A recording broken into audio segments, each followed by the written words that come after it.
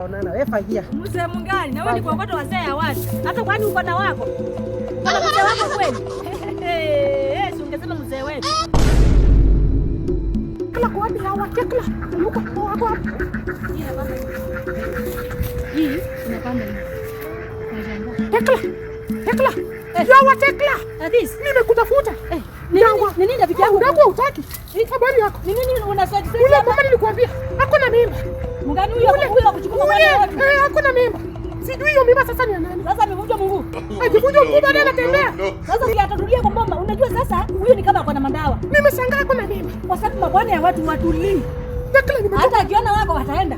Acha vile unasemanga ati bwana yako anakupenda. Akikutana wewe mama, ni kwenda nitavunja mguu. Nitavunja mguu. Niko maana natembea na mwiko kila saa. Nitavunja yeye mguu.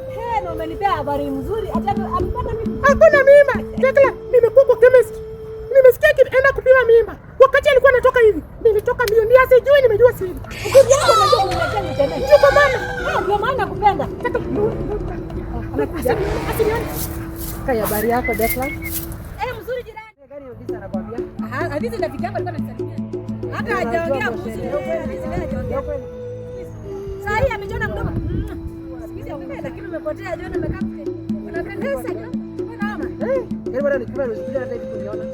Mgeni mgani? Una ile labda umepata ama mgeni ako karibu kuja. Ile mwingine. Ndio biashara pepo unaongea. Ni vile sasa umesema unasikia kuna ile umoja kubwa labda ndio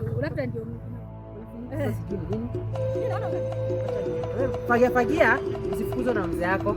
Wewe fagia acha mimi niangalie mzee yangu na tutaonana. Wewe fagia. Mzee mungani na wewe ni kuokota wazee ya watu. Hata kwani uko na wako? Uko na mzee wako kweli? Si ungesema mzee wetu.